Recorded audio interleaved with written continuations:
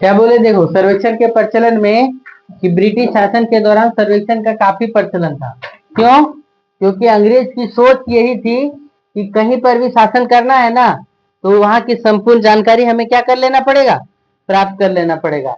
यदि आप संपूर्ण जानकारी नहीं प्राप्त कर लेते हैं तो वहां का शासन कर सकते हैं क्या? नहीं कर सकते हैं। क्या लिखा है, देखो अंग्रेज काल में भारत में पहली बार जनगणना 1872 में हुआ, लेकिन वो जो 1872 में जो जनगणना हुआ वो संपूर्ण जनगणना नहीं हुआ, है ना।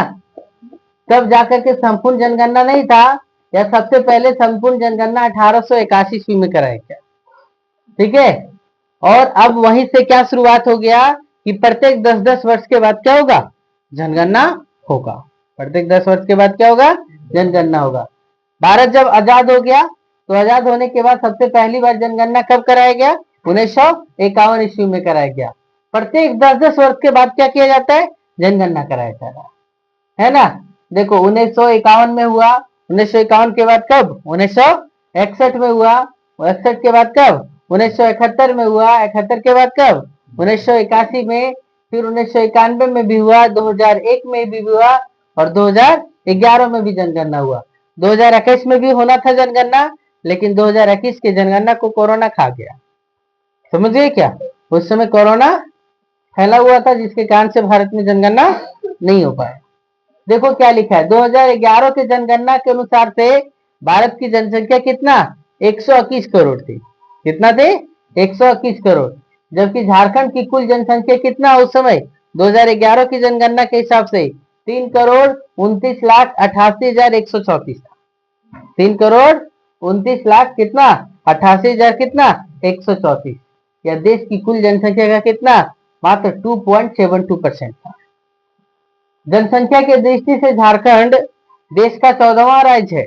जनसंख्या की दृष्टि से झारखंड क्या है, 14वां राज्य है, तथा क्षेत्रफल की दृष्टि से क्या है, 15वां बड़ा राज्य है। तो सबसे बड़ा राज्य कौन है, तो जनसंख्या की दृष्टि से सबसे बड़ा राज्य उत्तर प्रदेश, और क्षेत्रफल की दृष्टि से सबसे बड़ा राज्य राजस्थान है।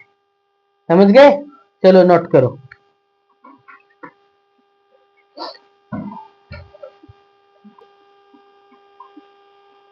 क्या लिखा है, देखो अधिकृत रिकॉर्ड्स। रिकॉर्ड्स का मतलब क्या हो गया, ध्यान से समझिएगा। रिकॉर्ड से मतलब क्या है कि उन अभिलेखों से होता है जिनका लिखित विवरण एवं चित्र सरकारी दफ्तरों में क्या रहता है, सुरक्षित रहता है। जैसे आप एग्जाम्पल समझिए, आप अपना नामांकन कराएं तो आपका रिकॉर्ड रहेगा स्कूल में, तो सरकारी स्कूल हो चाहे क्या प्राइवेट स्कूल हो, है ना, रिकॉर्ड से रहेगा। आप आधार कार्ड में नामांकन कराएं तो आपका रिकॉर्ड रहेगा सारा डाटा का। पैन कार्ड बनाएं तो आपका रिकॉर्ड रहेगा। यानी संपूर्ण चीज का क्या रहता है, रिकॉर्ड। अधिकृत रिकॉर्ड उसे कहा गया। रिकॉर्ड से हम लोग क्या कर सकते हैं, विशाल भंडार से काफी जानकारियां प्राप्त कर सकते हैं। पहले गाड़ी का नंबर लोग से पता करने के बाद नहीं पता चल पाता था कि किसका गाड़ी है। अभी आप गाड़ी का जो नंबर है ना, रजिस्ट्रेशन नंबर, समझ रहे हो क्या, और उस रजिस्ट्रेशन नंबर से आप क्या कर सकते, पता कर सकते कि ये गाड़ी किस आदमी का है। समझ गए क्या? तो ये सब बहुत सारे क्या होते हैं, रिकॉर्ड्स होते हैं। तो पुराने जमाने में जो रिकॉर्ड्स होता था ना, वो किसके द्वारा, तो सरकार के द्वारा क्या किया जाता था, रखा जाता था। गांव वाले लोगों के पास जो रिकॉर्ड होता था, गांव वाला जानकारी मिल पाता था क्या, नहीं।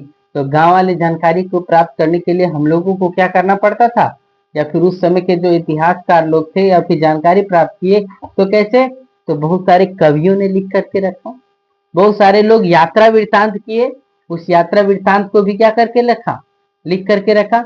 तो बहुत सारे ऐसे ऐसे चीजें जिसको लोगों ने क्या करके रखा, लिख के रखा, तब हम लोग क्या कर पाते हैं, जानकारी प्राप्त कर पाते हैं। अधिकृत रिकॉर्ड से यानी जो सरकारी रिकॉर्ड है, उससे हम लोग क्या, अंग्रेजों की सोच यानी राजा लोगों की सोच, इस सब के बारे में जान सकते थे। गांव वाले लोगों की क्या सोच थी, इसके बारे में हमें क्या, यात्रा वृत्तांतों से मिलता है, किसी की जीवन संस्मरण से मिलता है। समझ गए क्या? ये आप लोग का चैप्टर था कौन सा, पहला, जो पूर्ण रूपेण से नोट्स बन के तैयार हो गया। अब आप लोग क्या करिएगा इसका, है ना, ये आंसर क्वेश्चन बनाने का काम करिएगा। चलो लाइट ऑफ कर दो, इसको भी ऑफ कर दो।